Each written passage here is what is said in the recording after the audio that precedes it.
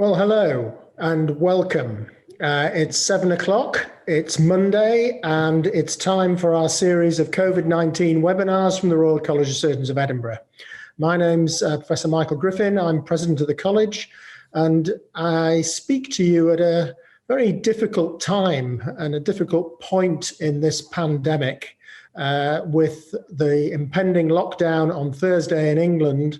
It is a really difficult time, and all of you members and fellows will be just thinking about the fact that you were just getting back to doing elective surgery and a degree of normality in practice, and this second wave has hit. It's almost like being swimming and being hit by a big wave and going under and coming back up and being hit again.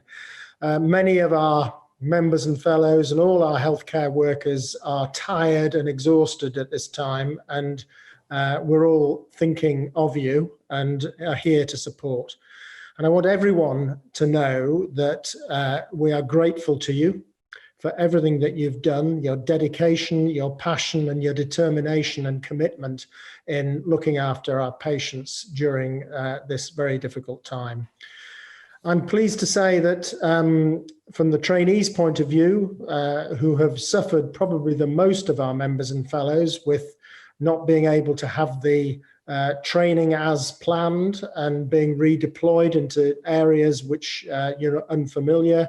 I'm pleased to say that at least the assessment process, the MRCS Part B, was successfully completed around the United Kingdom and Ireland a few weeks ago.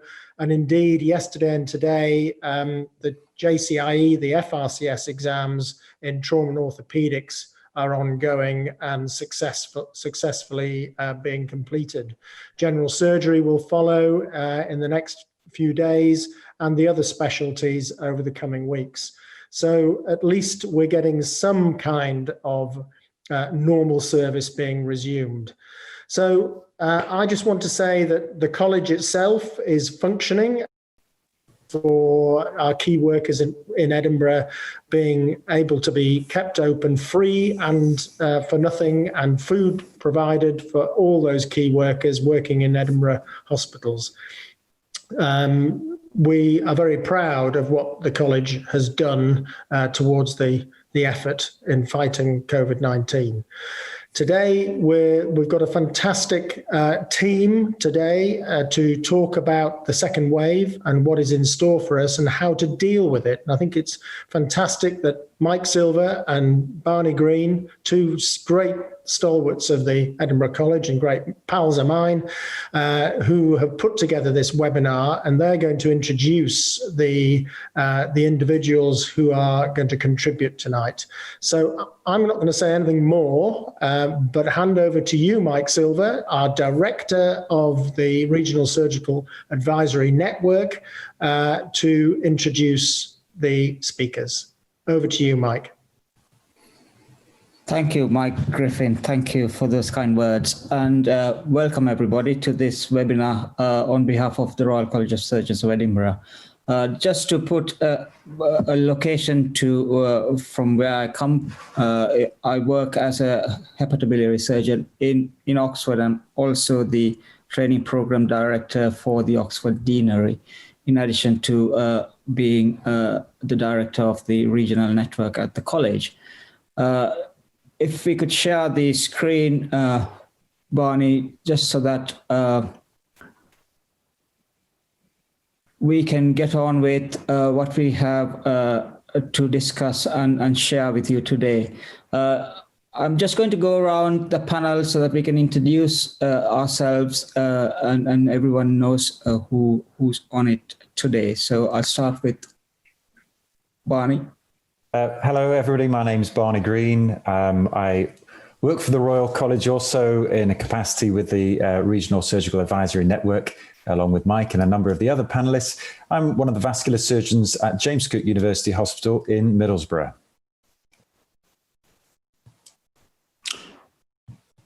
And Rainer. Hello, I'm Rainer Buhler. I'm during the working day, I'm the Divisional Director of Operations for Surgery, Women's and Oncology at the Oxford University Hospitals and have a background in supporting other activities of the college, and really delighted and pleased to have been asked, and would like to thank Mike and colleagues to invite me to put the perspective of an NHS manager across tonight on this topic. Excellent, thanks. And we got Arjun, Takhar.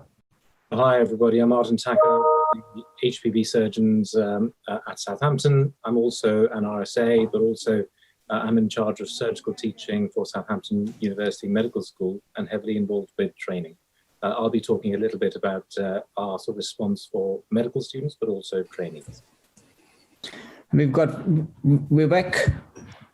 Thank you, Mike. Hello, good evening, and welcome all to this webinar. I am Vivek Srivastava. I'm a cardiac surgeon at Oxford as well. I do a few of the webinars as well. We had a series going, and there are other resilience-based webinars, so I'll speak a little bit about resilience a bit later. Welcome all. Thank you. And we've got an expert in Iain Bell. Good evening, everyone. My name is Iain Bell. I come from a background in physical therapy and sports medicine. Tonight, I'm going to focus on some exciting practical tips that we can all take on board to combat the next wave, but also to build resilience and physical and mental performance. Great, thank you. So there you are. That's your panel today, everybody. And the next part of this webinar is largely going to be us setting the scene as to what's happened thus far and what's going to happen going forward. And my friend and colleague Barney Green will be talking to us regarding that. And we'll also get an overview of how surgical services prepared and dealt with what we call the first wave and what we might expect the services to do in the second wave, and how that planning is happening in Oxford, just to give an insight into how the management think. We'll also be touching upon how clinical and medical school teaching, that's surgical training as well as medical school teaching, has evolved over this time frame and how we expect it to go going forward. And then there'll be a really important bit that I'm really looking forward to, considering who's on the panel today. We'll be looking at how we think we could approach this whole status quo that's going to continue, I think, for months with resilience and coping strategies. We've got a Q&A session, and there's a Q&A facility that I'm sure you're aware of that you can use. So post your questions and we will try and discuss them as much as possible. Just a few housekeeping points going forward. Obviously, if there is a fire alarm, as Barney said, the fire's at your place, so you need to sort your fires out at home. Other than that, if and when the panel are not using the microphones, keep them muted, please, and be patient. You do have, from time to time, Wi-Fi glitches. We might freeze for a bit. Sometimes there's speech without sound because we are muted, and unmuting takes some time. So bear with us. I hope you enjoy this webinar, and I'm going to hand over to Barney to take us going forward. Thank you very much, Mike. Just before we get started, I'm sure in the audience there are a mixture of different grades, trainees, maybe consultants, and so on and so forth. So some of these questions are going to be directly relevant to you in your training, and some maybe not so. But if you could answer these questions as they come up, don't forget to scroll down on the poll to get all of the questions. So we'd just like to kick things off with this first poll, and I'll leave this up for 5 or 10 seconds. Just your quick answers would be appreciative, and then we'll see what the answers show.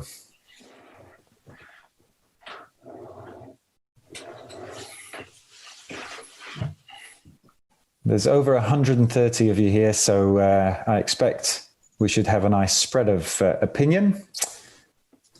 And as soon as Ryan feels is appropriate, we'll close that down and then we'll look at the spread of the answers.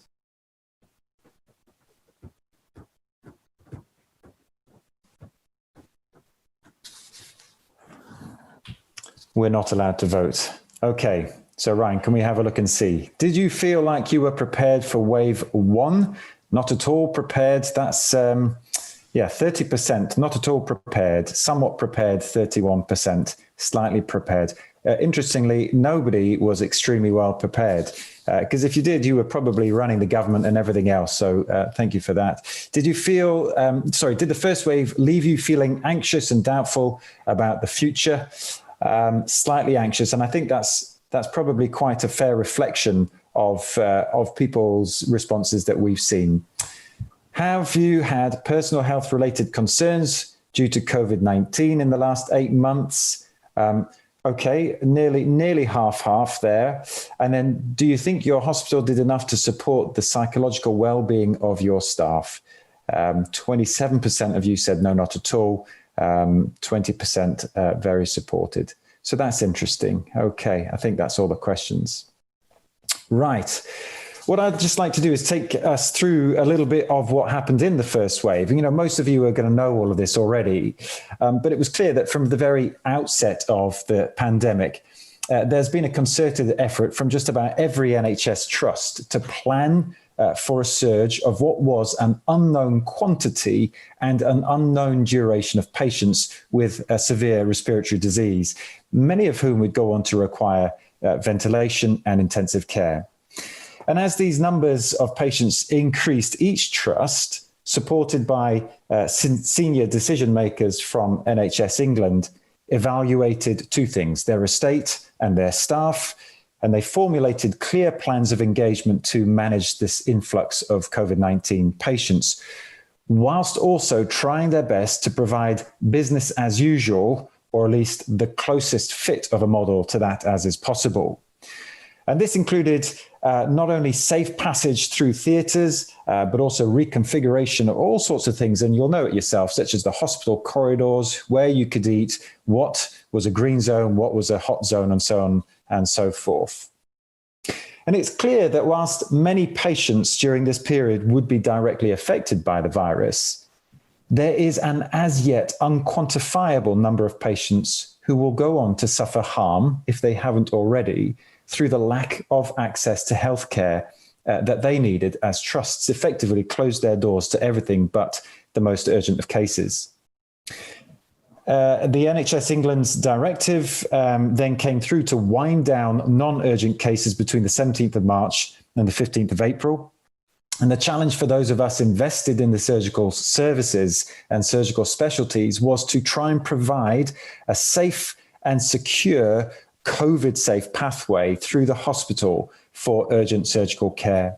Now, having briefly listened to the other panelists in some brainstorming about this rather unplanned discussion, I should add, it's fairly clear that everybody's response from their trust is fairly similar. But I just wanted to give you a very brief example of what we did in Middlesbrough.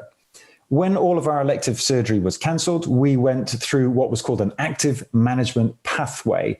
And here you would take all the patients who were category 2, and that was requiring surgery within the next couple of weeks, and those in category 3 who were approaching the end of their pathway, and we said, how can we respond to those? We then generated a surgical prioritization meeting where all the cases were presented, they were all discussed, and then the consortium would then go look at the estate, look at the staffing and the skills mix, create a pathway for them through a secure pre-assessment clinic to ultimately deliver them surgery in a as secure a way as possible. In the 10 weeks from the 29th of March, then we operated on 512 patients who were screened negative for COVID-19. 7 patients developed COVID-19 infection post-operatively in, I guess, what you would call a green zone. And of those, 1 patient went on to die. But that is quite a testament to very hard work, that only 1.4% of patients in what is such a prolific and endemic virus actually went on to contract the virus. So that's just one example of how it was done in phase 1. But the question about the second wave is, well, can we keep using the word "we are in unprecedented times," or is the precedent already set? And by that, I mean, what do we need to do to prepare for wave 2? Do we just do the same thing as before, or do things need to change?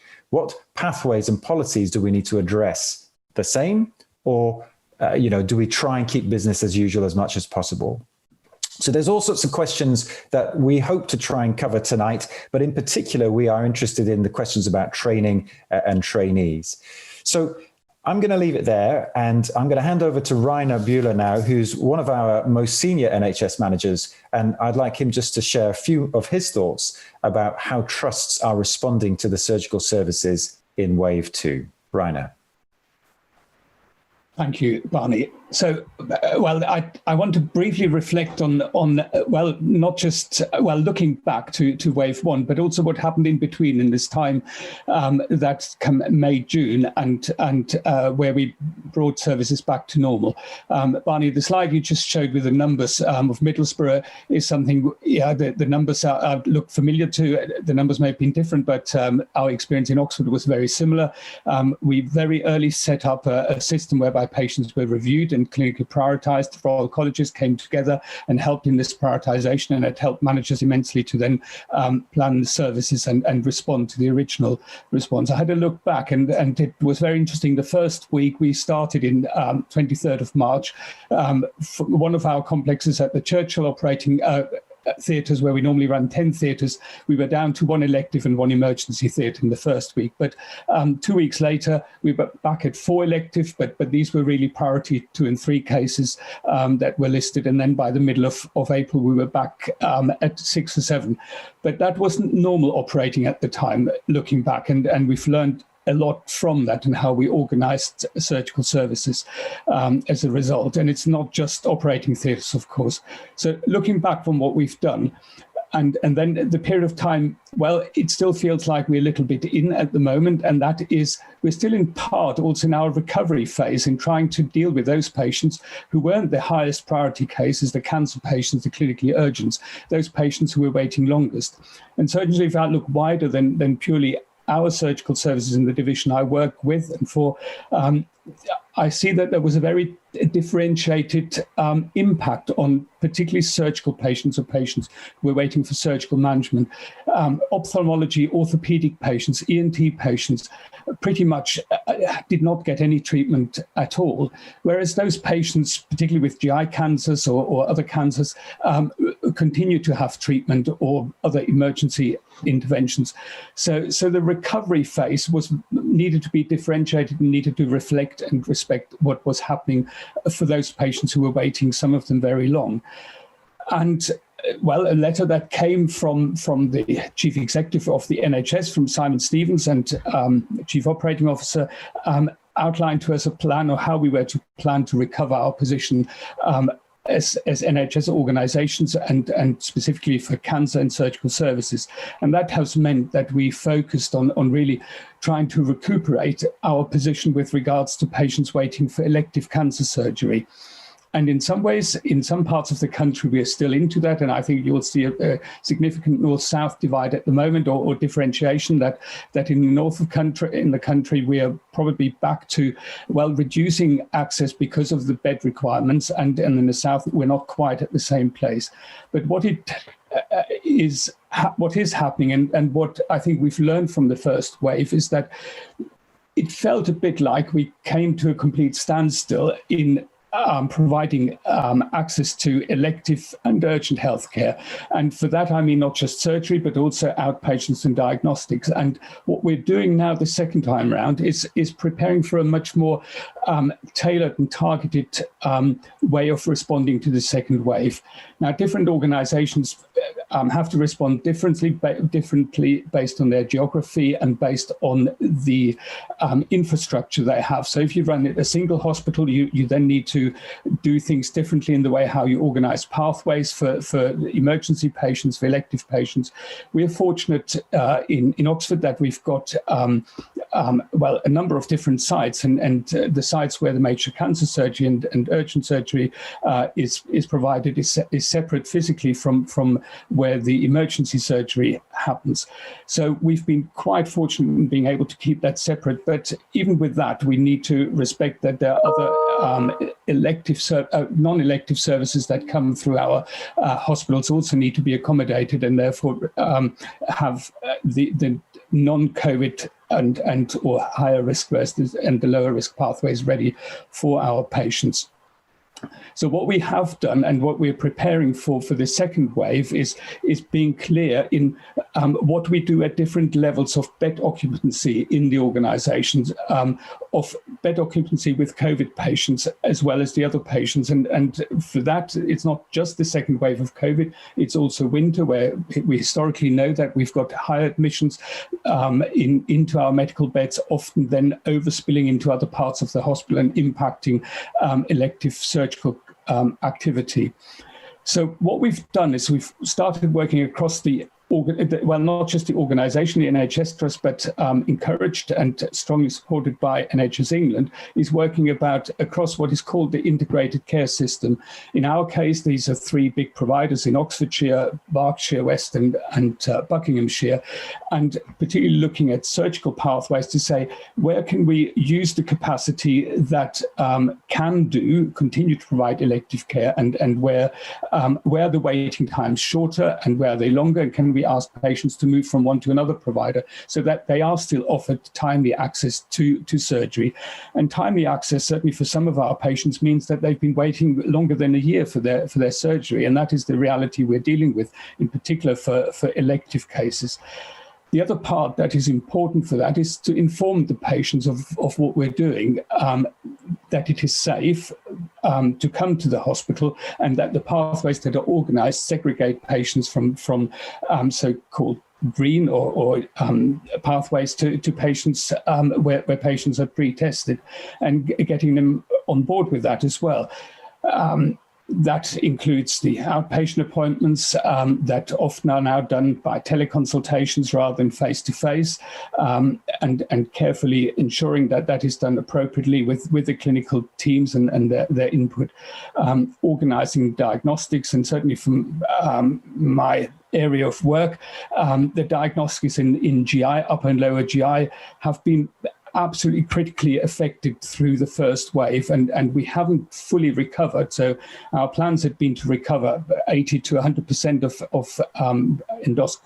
endoscopy capacity, and I have to say, in our case, we're not quite there yet, and I don't think we're alone in Oxford that we haven't been able to recover all of our endoscopy capacity. I don't think there are that many organisations that have, for a variety of reasons. And that is quite important to also ensure that the patients have the confidence to come in. And on this occasion, for diagnostics as well as surgery, that may mean an extra stop to come in for a swab 2-3 days before surgery, and again an extra trip and using that. But that is part of our efforts to ensure that the patients are tested, and therefore coming in not putting themselves at risk, and offering the same to our staff. Indeed, one of the things with regards to keeping the staff safe, we've encouraged very strongly is the testing of staff and giving access. We have found that our staff working the front line actually don't take that up as much as we'd like them to, and we're working hard to encouraging them to take up the swabbing facilities more regularly than they have done to date. So overall, we're looking at preparing for a much more tailored approach for our patients in offering surgery. But I can see if the current doubling of patients in hospital with COVID, that seems to be happening in our case every 7 to 10 days, that continues at the same rate. We may be at a 50% occupancy of beds in the not so distant future, even at 20%, where some of the elective surgical capacity is limited. But what we're looking to do in the second wave is maintain to a larger extent the elective operating. And I think I should probably stop at that point and let others talk a little bit more about the impact on surgical training and so on. Thanks, Rainer. I'm going to hand over to Mike Silva now, but just before we do that, we've a couple more questions just regards your training. Obviously, I didn't leave the poll up for long enough the first time round, so you've got 30 seconds this time. We'll share this poll with you, and if you could answer these questions, then we'll quickly run through the results. Then I'm going to hand over to Mike Silva to talk about training in wave 2.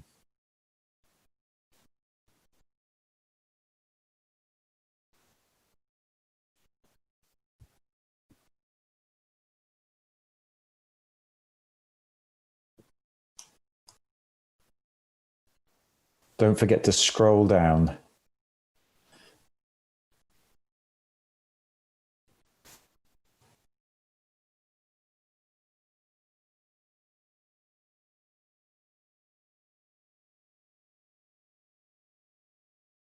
Okay, and let's look at those answers though. So do you feel your training suffered as a result of the disruption in wave 1?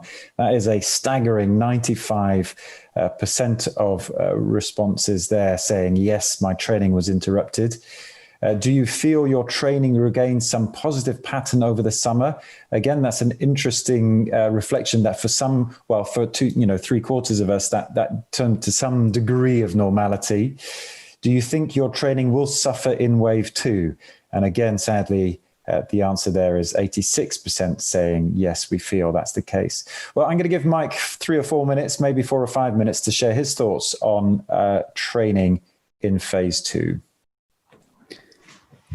Thank you, Barney. And Mike Griffin started today's talk by mentioning a fact that's stark and true, and that is that trainees have been impacted when it comes to us medics more so than anyone else in this pandemic. And it is clearly highlighted by what's seen in the poll we have today. And I don't need to go through what happened during the early phase of the first wave, if I may call that, when everything ceased, trainees were redeployed. They were not supposed to go into theatres. There were trusts within my deanery where trainees were not permitted access to theatres. They were redeployed into medical settings and ITU care, where it was completely out with their training capabilities and capacity to function. In addition to that, there were no clinics, there was no access to patient interaction. Workshops that were regularly set in place for enhancement of training didn't happen. And more worryingly, exams ceased to function. That scenario changed gradually with the summer coming in and certain measures that were put into place being functional in such a way that training has come back to some degree of normalcy. But across the country, it is still not 100%. It is still not normal. Now, worryingly, we are approaching another escalation of admissions as a result of COVID, and what happens to training standards going forward. Now, the 4 statutory bodies that govern training in the 4 nations of the UK have emphasized, and this is reiterated by what the GMC also say, and that is that training standards must be maintained. In other words, we cannot move the goalposts just because they're not achievable in certain aspects of training. So we're caught between two very different mindsets. One is that you've got training that needs to happen but cannot happen due to certain restrictions, due to access, due to changes in how we practice. And on the other hand, we've got statutory bodies telling us that we need to maintain standards. And I think it's all but right that we need to maintain standards. So going forward, what we are looking to do is to try and restrict the emphasis on 2 consultant operating when it can be a consultant and a trainee. We need to support trainees through that pathway when it comes to access to clinical interactions with patients. If there are no personal restrictions, as in if the trainee is not at high risk, then they should be able to work in what is classified as a green zone as well as a red zone, if that may be the case, and be part of the shared management that is part of our training. The other very important fact to keep in mind is that we need to let trainees have access to not only one-to-one training in theatre, but also access to endoscopy lists. And this is again a problem that is shared amongst all deaneries, and that is that our endoscopy lists are restricted partly because it's mainly a gastroenterology driven training facility. And apart from that, because of the risks related to aerosol production, there has been a restriction of trainee access to this. But again, the emphasis is that there should be a supported exposure to all of these aspects of training. The approaching change that we might see is largely going to be dictated by what will happen with regards to access to theatres.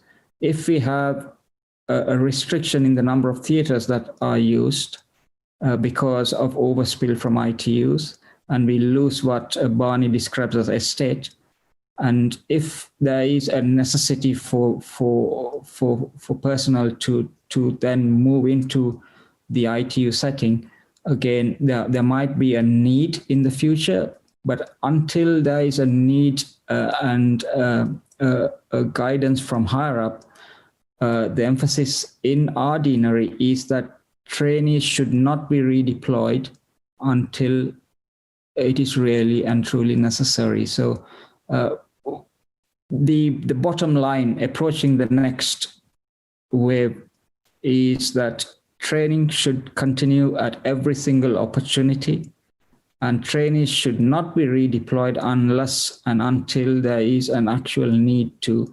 Remember that there was a lot of redeployment in the first wave where trainees went into intensive care and other settings and were not really needed. They ended up being supernumerary. So that should not happen, and that's something that is supported by our deanery. So I'm going to leave things as it stands for the moment, because there'll be a lot to discuss coming back to this aspect of it, because I think it's important we look at a poll and also look at what's happened to medical school training and teaching. Thanks, Mike. So yes, I'm going to hand straight over to Arjun now, because of course the medical students play an important role in our future. So Arjun's going to tell us a little bit about how he's responded with his responsibilities in Southampton. Over to you, Arjun. Thanks, Barney. So just very quickly, when the order for the national lockdown, or lockdown 1, came through, I'm sure that you all know that the universities and schools shut down, and all students, and this was regardless of whether they were medical students or not, were asked to then go home. So after having about a period of a week and a half of consolidation within the medical school, we then had to come up with a plan to effectively give these students clinical-based teaching whilst they were at home, and we did need to formulate a plan for, we sort of ended up doing 2 6-week modules where we basically taught clinical surgery to a combination of year 5s and year 3s across 5 days a week, and sometimes at weekends. Now, the great thing about this, and this will talk a little bit to how to maintain resilience, was that we used all our surgical colleagues. So we had a mixture of colleagues who were either shielding at home. We had COVID rotas, which meant that lots of people found themselves with a considerable amount of free time at different times of the day. And there was a unwritten pact between the medical students, the clinical staff, that teaching would be provided on a as and when basis, but we would try and cover every single aspect of that. And so we basically provided a subspecialty based clinical teaching program across 7 weeks times 2. And this was for 100 students every single time. So two times 100 student cohorts were taught over 14 weeks across the second lockdown. And the great thing about it was that we effectively used every single member of our teams to help with the teaching. And that's the beauty of remote teaching. Absolutely, we completely agree. And my own experience after doing a lot of this across the summer is that you can't substitute face-to-face on the ward teaching, but you can actually deliver a lot of things without the students having to be present. So in Southampton, and I'm sure this is true across the board, I don't think for the next 5 to 10 years we will go back to a lecture theatre full of 100 students where they have to come in at 8 a.m., sit through 5 hours of lectures with a bit of a coffee break and a lunch break in the middle, with didactic lectures, but also lecturers coming in from all across the county, all across Wessex, to physically to sort of provide the lectures. What we found was that if you were a registrar who'd done a night shift, you could actually be home. You could log in onto Teams or Zoom, as we're doing now, and provide the session along with slides with interaction.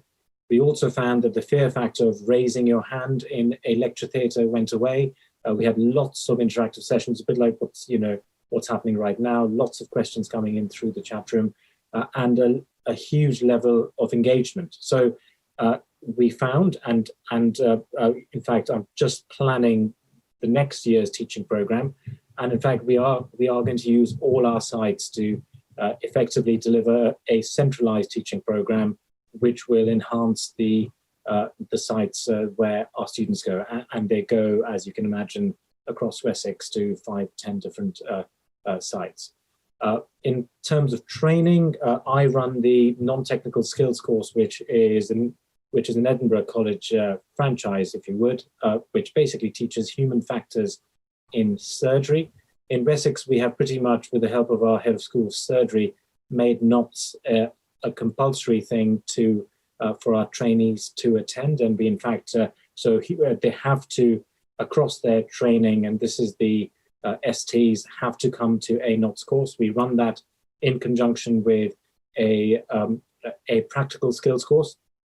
And we've just recently run our first blended NOTS course. So we had 6 trainees who were remote, and we had four trainees who were face-to-face, and we ran the non-technical skills course across a day with those. And in fact, we had a huge amount of applicants because this was one of the first study leave options that trainees could have had during the pandemic, because as Mike said, all that has stopped.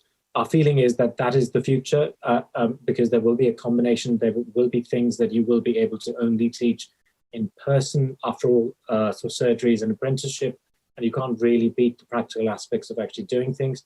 But also we find that we will be able to provide quite a lot of things that previously dogma said that we wouldn't.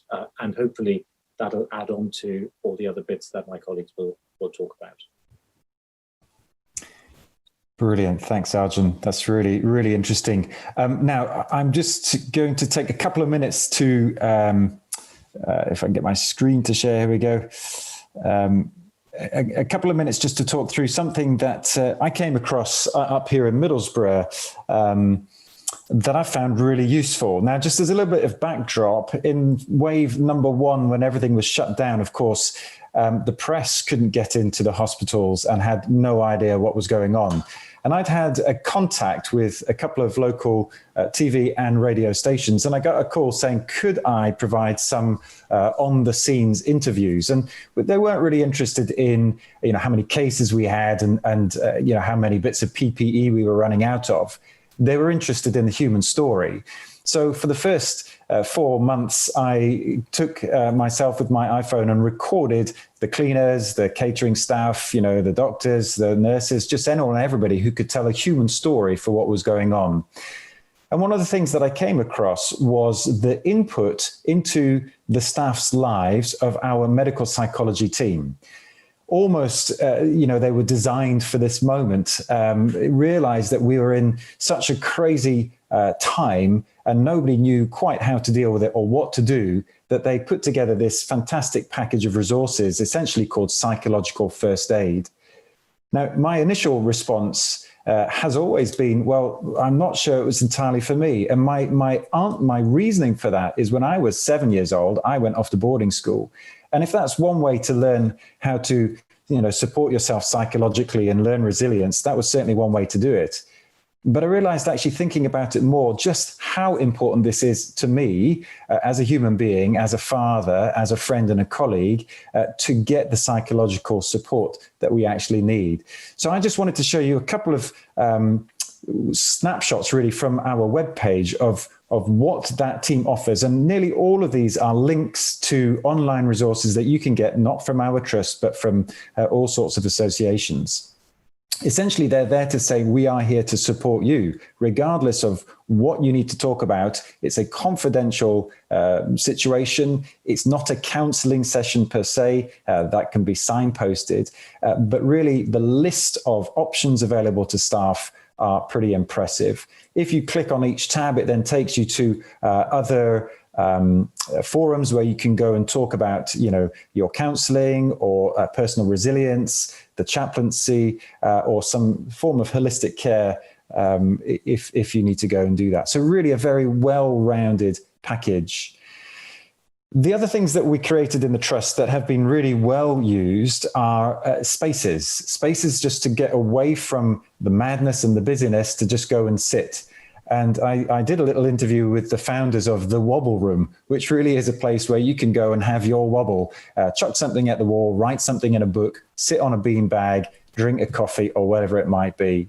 And actually the response from the staff on the ground, the medical staff, the nursing staff, just the whole gamut of people that work in the hospital is what a valuable resource this has been.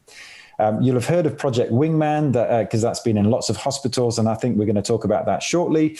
But that came to the trust. The upstairs, as we call it, the penthouse suite of the hospital, which is an unused part, hasn't yet been developed, but it has big glass windows, so it really does feel like a penthouse, was made out for a quiet zone where you could just go and rest.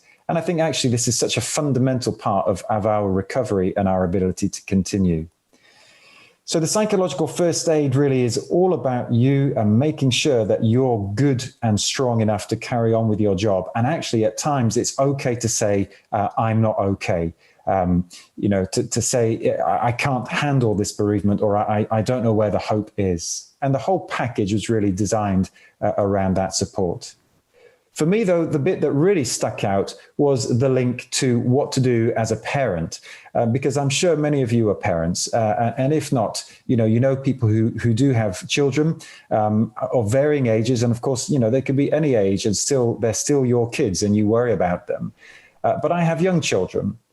And we've always found, my wife and I, that actually being very honest and upfront about what's going on and what we're doing is really important without being alarmist. I think on this slide, the biggest trouble I have is monitoring TV and social media and trying to keep them off watching repeat episodes of Mr. Bean. But I guess anything counts if it helps.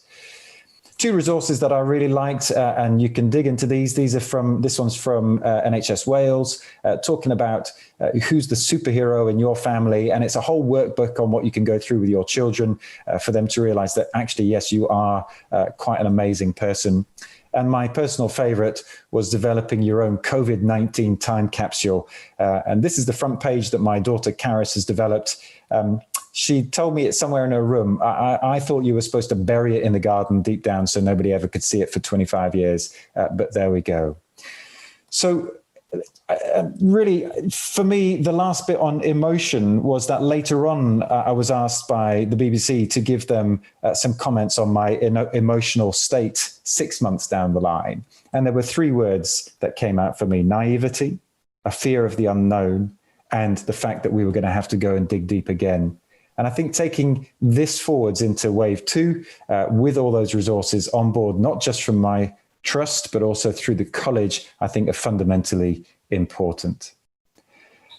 A couple of minutes just to run through, 30 seconds to run through poll 3, and then I'm going to hand over to Vivek and then to Iain Bell, and we'll look at resilience and what you can do to prepare yourself further. So here are the questions and 30 seconds for the poll.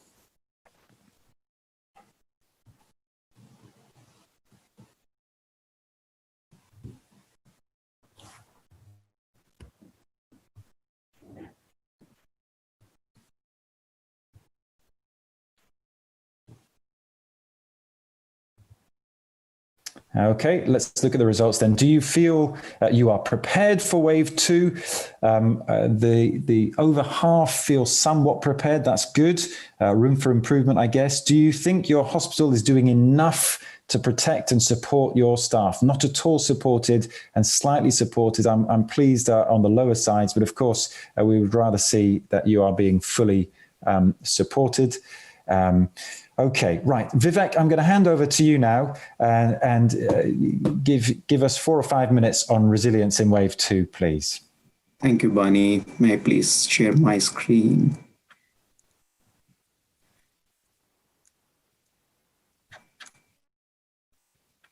Are you able to see the screen? I hope. You're good. Right. So this is about resilience. And if you're anything like me, you've probably heard the word resilience more times in this last 8 months compared to any time before. So what is resilience when we speak of resilience? There's no agreed definition to it. And if you consider it the plain English form of it, the Cambridge English Dictionary defines it as the ability to be happy, successful, etc., again, after something difficult or bad has happened. But from a scientific point of view, resilient scientists define it as the capacity of a system to absorb disturbance and reorganize so as to retain essentially the same function, structure, and feedbacks as before. But what is it in practical terms? It is essentially that capability to bounce back from adversity, to recuperate. It is important to recognize that resilience is different from coping. Coping is anything people do to adjust to the challenges and demands of stress, just basic adjustments, whereas resilience is capacity to regain your full function again. COVID has been one of the most stressful situations in the last, most people will ever remember. And in many forms, affecting people with their health, personal living, work circumstances, and also stretching organizational systems. So how does this pressure affect us? Some amount of pressure we know helps to optimize performance. Too much or too little are both as bad, as seen in this graphic. Excess pressure leads to burnout. Less pressure, you're all disused, rust out. Two different types of mindsets. One's the fixed mindset, and as you'll see on the slide, they both have different characteristics, and these are all learned behavior. They are, with a fixed mindset, people believe skills, intelligence, talent is natural, talent is enough, and they have their fixed ideas and beliefs, whereas the growth mindset believe that learning is possible. They try and pick up skills as much as possible, keen to explore and modify their own ideas. The reason we need to know this is because the attitude to challenges is different with a fixed mindset and growth mindset. The attitude to challenge with a fixed one is where people just try to avoid failure because it is so discouraging to them, they just lose their drive. Whereas with a growth mindset, people tend to see every failure as a lesson and see every opportunity to learn from it. And I think that is where it is important that in this current circumstances, people adopt their growth mindset rather than have a fixed mindset. The 3 different zones, as its graphic shows, how we go through this period of COVID-19. The first was the fear zone, and this is not related to the waves that we are talking about. This is just about how we deal with the situation. In the fear zone, as you saw, people stocking up, people didn't know what we're dealing with, and then came learning, where people started to understand the situation a bit better. They started to become aware and to think about how to act, and they could evaluate their information better. And then the final phase comes where the growth zone, where people know how what to do in this situation. They keep a happy emotional state. They are more kind of giving away their own gratitude to others. They think and appreciate others. They value relationships, and people we have seen have gone out to help their neighbors in that growth zone we are entering. If you think in practical terms, what we need to do in terms of coping with this situation, in terms of developing this resilience, we'll go through some of these steps that organizations have taken in supporting their staff, because support is essential in this whole process, allowing people to withstand stress much better and develop the resilience. We have to realize this is not a sprint, but a marathon. And with confusing information and directives, it is quite challenging for most people to make sense of the situation. Adding to the stress, the organizations we have to realize have a duty, a responsibility even, to support its employees, to make at least the workspace less of an issue for them. On the other hand, organizations, especially healthcare organizations, we also have to realize they have a duty to manage their workforce well so they remain healthy and can deliver what is required in this healthcare pandemic. So how have organizations supported staff? At Oxford, as you will see on the slide, the most important thing, I think, has been communication. Can't be stressed enough. Whether verbal, regular safety huddles, communicating exactly what measures are being taken to protect staff, protect patients, written via emails and circulars, and also visual. You walk along a corridor and the corridors, even toilets, are full of posters about how to just have a moment, have a think about what's going on, and just try and come to peace with the situation. Some staff may feel the need for psychological support, and as you heard from Barney earlier, psychological first aid is available. Organizations have held workshops around mindfulness or similar kind of psychological help.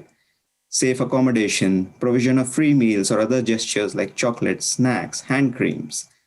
It just goes to make the staff feel valued. Some of you may have heard or experienced Project Wingman, one of the initiatives at Oxford as well.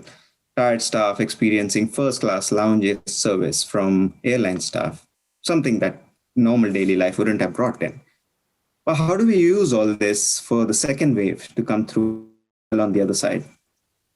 All the measures mentioned are basically, I should mention that this link of the NHS as an overarching organization has several helpful guides, which you should refer to if you can. It's just people.nhs.uk. But all the measures mentioned are basically to help staff recover from the stresses the current working conditions bring with it. And it is important that these opportunities are utilized. And we will tell you in more detail what other measures you can adopt to maintain personal well-being. Organizations need to develop a culture of trust and psychological safety. A culture where people are not afraid to speak up, raise concerns, one where achievements are celebrated. You get a patient out of hospital and you've seen the staff clapping around. And that's where effective leadership has a role to play as well. Again, via communication and building up that culture we talk. You as individuals need to realize how important it is to look after. You can only look after others if you are well enough and you are actually able to look after others. That brings us to the concept of collective resilience. Individual resilience is more power in one's own life, greater ability to spring forward. But we are members of one organization, be it our hospitals, our trusts, our Royal College. We share a collective identity and we should aim to stick together with our close team who can provide the required strength. One of the things that keeps teams together is a shared purpose, and we all have one here. What collective resilience brings is the influence to spring forward together, not just control. With the first wave, we sort of felt fearful. We didn't know what we were dealing with. We were just running away from it. With the second wave, we know more and we can stand up to it. Whether or not the third panel, the third wave is going to be there is anyone's guess, of course. But the hope and preparation through the second wave should be to become that elite surfer, even through the second wave. Hopefully, we will have gained more experience going into the second wave and really able to ride the wave as an expert. Some may see this as reckless, and the point is exactly that. We don't need to take unwarranted risks. We need to be sensible, look after oneself and be mindful about protecting ourselves first and our loved ones and the staff. Okay, brilliant, Vivek. Thank you very much. If you can stop screening your sheets, stop sharing your screen. I'm going to hand straight over to Iain.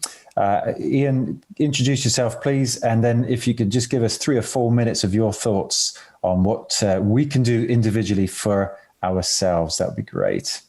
Great. Good evening again. I deal mainly with private individuals providing integrated lifestyle medicine and looking at not just building resilience, but building platforms for long-term well-being.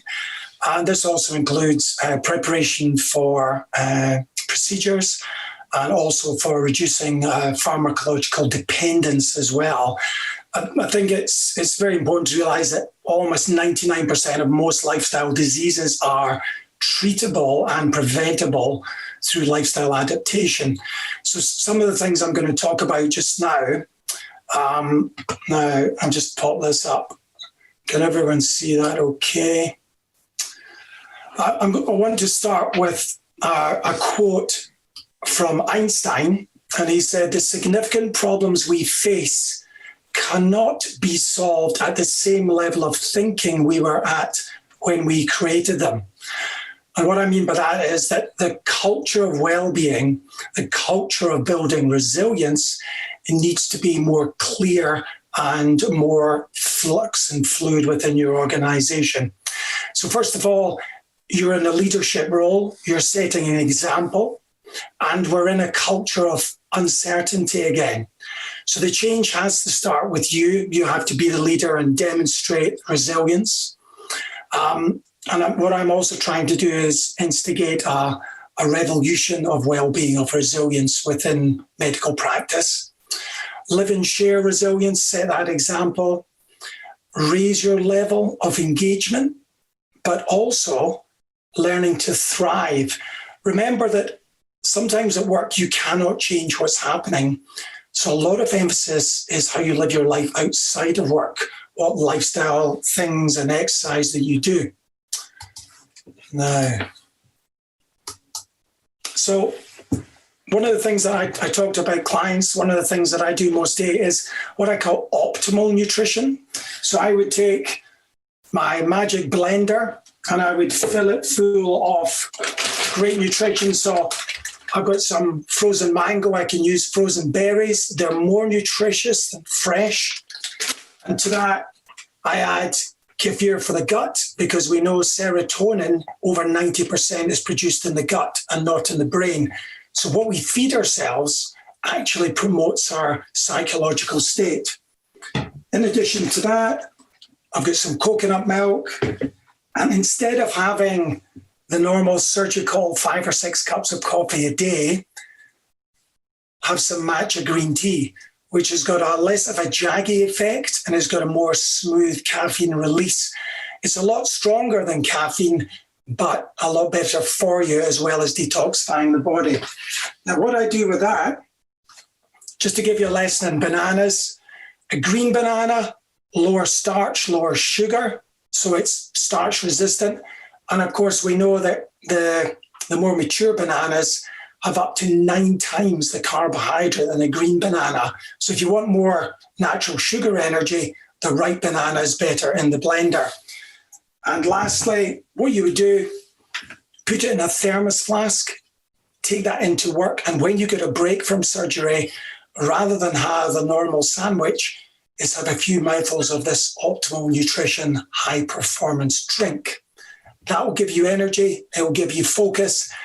And you can see there in the slide, I've also talked about Udo's Choice Oil, which is an omega-3, 6, and 9, which will improve your brain power, without a doubt. And the next slide, sleep hygiene.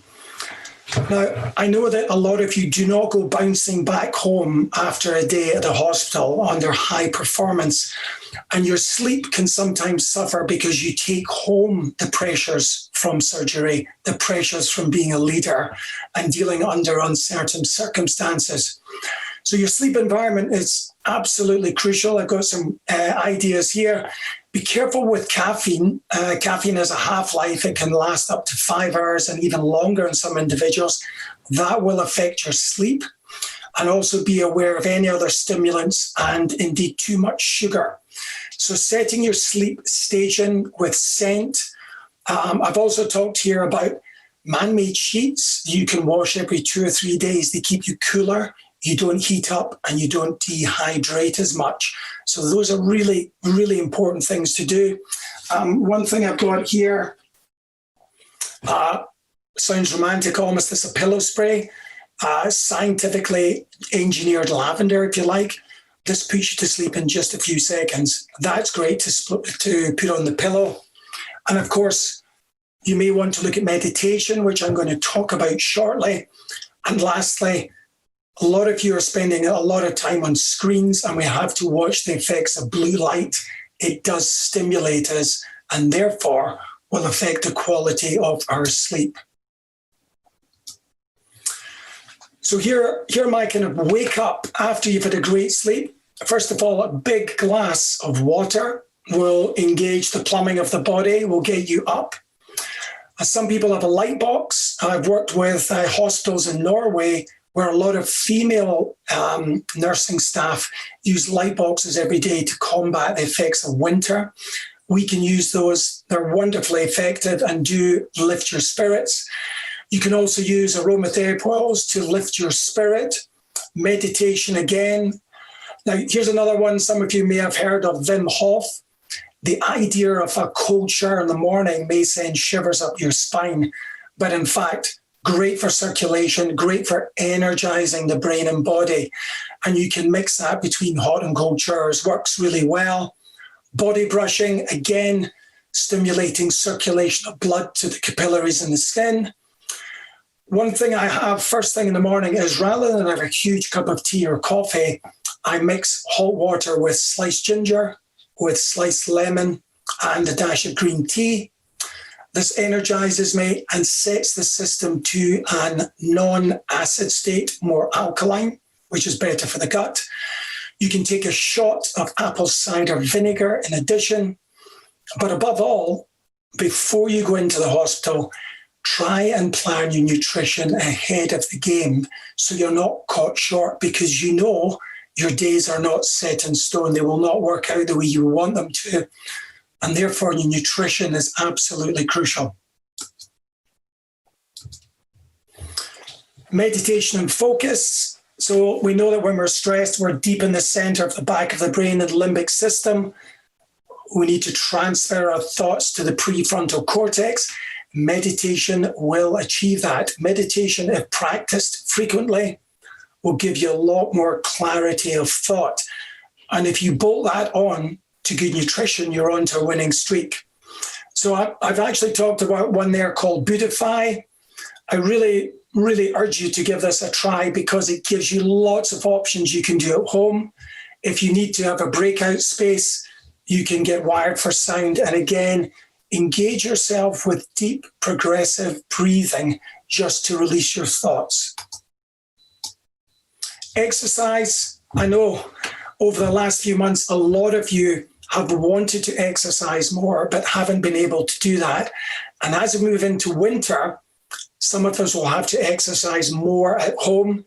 Again, explore the apps on offer. Most of them are free. We know 15 minutes of cardiovascular activity has a tremendous effect on society in protection from disease. And as surgeons, we need to also lift that further and more frequent to clear the mind. Remember that most of the staff in the hospital, with increased PPE gear, there's also a buildup of carbon dioxide in the system. Exercise, breathing, fresh air will give you a chance to lift from that. Lastly, again, to build on what Vivek said, plan ahead with optimal nutrition, meditate, exercise, think about sleep, because that's where you rest and that's where the recovery comes from when you need to build resilience. Sharpen your wellness skill set, and above, think about prioritizing yourself, because it starts with you. You have to take on board the health and well-being. And again, try and create a well-being culture at work. And that will increase resilience in yourself, but also in the people that work with you. Iain, thank you very much. That was wonderful. And as you maybe stop sharing your screen, right, I suppose I should go out and say that must be the reason why you still look 25 years old. Is that correct? Now, listen, I'm conscious of the time. We're 5 minutes over, but there are a few questions, and maybe if we could spend another just 5 or 10 minutes, if you could hang out with us a little longer, let's look at some of these questions that you've been bringing in. And I'm going to hand over to Mike Silver just to moderate the questioning and then bring us to a conclusion at about 8:15. Is that okay, Mike? Yes. Thank you, Barney. That's excellent. So there's a question that you have said you would answer live, that David O'Regan, who is the chair of the Faculty of Surgical Trainers of the Royal College of Surgeons and also a cardiac surgeon from Leeds, has posed. And it's slightly political, but worth delving on. And I note that you've put your hand up. Did I volunteer? Yes. I'm David. They're two excellent questions, and I'm sure we can't solve the answer now except to make some very, very clear and obvious statements about it. So let me just read out your first question. Jeremy Hunt has asked in the House how we prevent the NHS becoming a COVID-only service. What are the panel's thoughts? Of course, as numbers increase and as we hit winter, we face this wave of patients that you got to do something with. And if the numbers are as vast as they are predicted, and that's what the early reports seem to indicate, then we can't ignore them. This is the big moral dilemma question, and we could probably debate this for hours. The moral question is, how do we deal with people who are sick from COVID, and how do we deal with people who are sick from other things who won't get their care if the hospital is completely swamped? And the answer to how do we stop it from becoming a COVID-only service is, well, until your estate and your staff are saturated, most hospitals at this stage are trying to run a business as usual model. So if you can imagine an upside down triangle at the top, for the vast majority of care, it is business as usual. Outsourcing to independent sector to do day case surgery or category 4 surgery or whatever fits in that. In my personal experience, I've got a fantastic opportunity to do category 2, so renal access work for patients who are, just desperately need their dialysis access. So business as usual until you start to lose your estate. Your estate meaning your theatre access, and then also your recovery space as level 2 cares and level 3 care spills over, level 1 care spills over into that estate. Now, if you need more staff, you take 7 members of staff from one operating theatre to man the level 2 care, you've lost an operating theatre. So what we then have to do is kind of proportionally reduce everybody's options of elective care. So proportional reduction in your surgery, and then start to initiate a reactive process to your cases, category 2 cases that have been cancelled. Ultimately, we'll get to that point where you can only deliver emergency care. So those are the bare bones of what the service is like. How do we stop that? Well, we then have to really do business with the government guidance, social distancing, space, face, obeying the lockdown rules. And we've said it and we've said it and we've said it. We have to somehow break the back of this virus if we want to prevent us from being completely swamped. I don't want to be the person who has to make a moral decision about who to treat and who not to treat. But it's fair to say we are in a very, very challenging place. What do the other panelists think? I think, Barney, the key is sticking to the rules, the social distancing, the hand washing, the space and the face covering. Is vital, and there is a very important point that we need to also touch upon in this discussion. and that's going to be faced by every single one of us who's partaking in healthcare at the moment.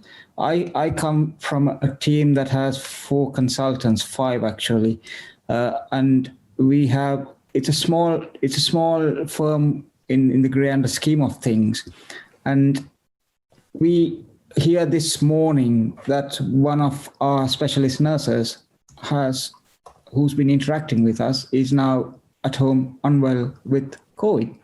So how does the team react? I'd like to ask each of you, that's you, Barney and Arjun, how you would react in your firm. But what we did this morning is quickly figured out who interacted with that individual very closely just before he or she went off sick, and then decided as to whether that person needed a shield. And all of us have booked swabs and checks to happen within the next 24 hours. But we also have to trust that we did our shielding and practice our social distancing while interacting with this person. And that's key to how we function. Now, it's all well and good saying that. When you stand across your assistant colleague who is on the other side of the table and operate, that social distancing is out of the window. So then you need to be considering whether you should be using level 2 PPE in that case, if that's going to be the scenario. We don't use level 2 PPE at present. We did in March, April, May, but it's gradually come back to almost level 1 in most instances. So it's important for me to hear what you think, what Arjun thinks, what Vivek thinks, and then also get a flavor of what the management think we need to do in that setting. Well, I'll answer very briefly, because then I want to type an answer to another question. And that is that I had exactly the same scenario just 2 weeks ago. We have depended upon our rigid adherence to the rules in the hospital. And then whilst one nursing staff that I worked with for 4 hours on the trot in a small space, she went off with COVID positive, and we just had to seek advice from our infectious team in the hospital, who said I didn't need to, assuming that I had followed the rules of PPE. And I would just caveat that by saying over the last 6 months, I have shared my workspace with plenty of staff who have become COVID positive. And I think we have done our very best to protect each other at all times. And I think that's all I can say about that. Arjun? So a bit like you, Mike, we're a team of 6, and in fact 5 of us share a large office, but by no means are we 2 meters apart. So in fact, 2 weeks ago, when it became quite obvious that the number of cases across the country were going up, and obviously we knew that the chief medical officer had already been making representations to the government to think about a lockdown. We took a decision as a team that we would not have more than 2 people sitting in that office, and now we wear masks. So we do our team meetings, our Monday morning diary meetings via Teams.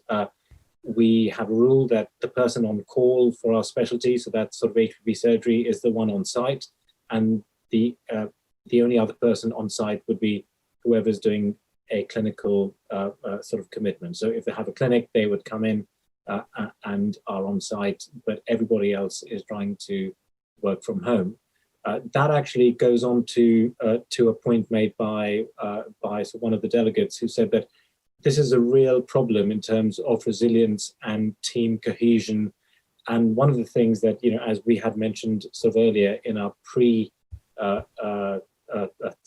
talks, was that with all of this sort of distancing, you lose the cohesion of teams and the support of your colleagues, because you're not having a face-to-face interaction with them. And actually, we are trying to see how we can come up with a balance of that, whereby, that interaction, which is really quite important, so to talk about a difficult case, because, so previously there's 5 of us in the office, you simply shout out a name and everyone looks at a scan, and then you have a bit of chat about how you're going to manage it. this becomes slightly more difficult now, and we are going to have to find ways and means of trying to deal with that. Thank you, Arjun. Vivek, anything different you want to add? No, I think it's similar circumstances. Yeah. We are a small group as well, and it's pretty practically difficult if one colleague, thankfully no one has turned out to be positive as such, but certainly one of the colleagues has a young kid, nursery going, who's had to isolate himself on 2 occasions. The child has turned out to be negative, thankfully, just symptoms based. But it is practically a different problem, and we just have to follow the usual rules. And it also goes back to what Barney highlighted in the first slide. Do we stick to our job plans? And I think not. And that's what is being supported by the trust. And Rainer, correct me if I'm wrong, that we should not be sticking to what strictly is our job plan. And it's not the case. It hasn't been the case up to now. And we should be looking at a more sort of supportive role that we play within the team, so that if we find that colleagues fall ill, we'll have to pitch in and do that extra bit. But there also has to be recognition that you can't go on indefinitely, so that there has to be some cross cover and time out as well, or else the likes of Iain Bell will be really cross with us at the end of the day. But pun aside, it is something to be taken really seriously, that we need to be mindful of not burning ourselves out as well. I'm just going to touch upon some training issues that are also useful to discuss before we wrap this up. And I've had a question from Mohammed Iqbal regarding, he seems to be happy that the general theme is training should continue as much as is possible. And I think that's supported nationwide as it stands. But he said that how do you deal with a local endoscopy lead who neither allows the ST5 surgery to endoscope training because one has not done a course and the other would not sign you to go on the course. Now, these are things that you shouldn't try to deal with as an ST5 with an individual. So there's always your educational supervisor, there's always your training program director. And just to give an example, there was a trust within my deanery that had basically stipulated that trainees were not allowed to operate, and it had to be consultant-led. And through the deanery and the SSC, we wrote to the trust and said that we will withdraw trainees from them. And as a result of that, there has been interaction and engagement with us, and things have certainly not come back to normal in that trust, but it's definitely better. There is engagement, and there is openings towards trainees being permitted to do part of their training. So that's how you approach it. You cannot deal with that sort of issue as a trainee confronting a trainer or somebody who's in authority. You need to then ask for help and make sure that your training body, your deanery, is aware of that issue, and it is sorted out at that level, because it is important that that sort of issue is addressed and you are permitted to continue with your training within the constraints of what's happening. You have to also look at accessibility and so on and so forth. So sometimes it might not be as good as it could be, but you need to make sure you get the best deal.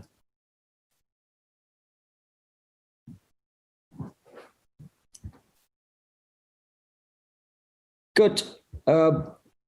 I don't see any other pressing questions as it stands. So I'm just going to go around the panel to ask them if there are any closing remarks or comments that you would want to make. Barney?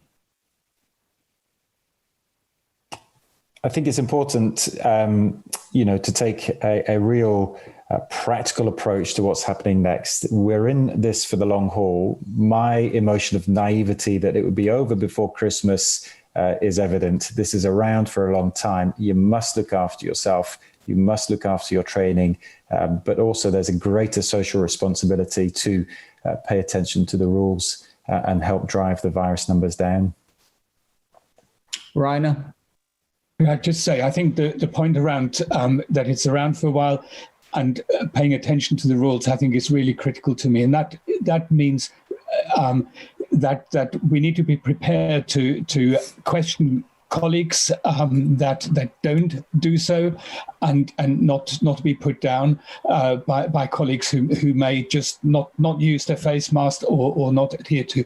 I think there's been, probably my observation is there's been a bit of more familiarity with things coming in, and therefore people just not adhering to it. And I think that's been a wake up, the second wave coming, that we absolutely need to go back to that and stick to adhering to the rules. And that means the more social distancing and not trying to ignore what we shouldn't be doing. Thank you, Rainer. Iain? There's a lot here about uncertainty and change for the future. I think it's very important that we all understand that we have to take on board our individual responsibilities for our health and well-being and building our resilience as much as possible. So if we can't do that at work, then we have to invest in our health and well-being resilience outside of work. It's best practice in my view and is part of the future of the NHS. Thank you, Iain. That's very, very helpful.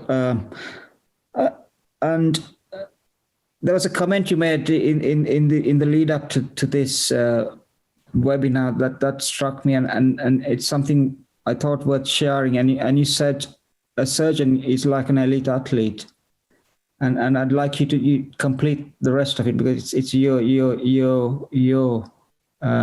theme. Well, first of all, it's an incredibly competitive environment. And as a surgeon, you're always looking for a gold medal result in any circumstance. It's a profession where you're unfortunately judged on failure rather than gold medal success. It's a hard situation to be in.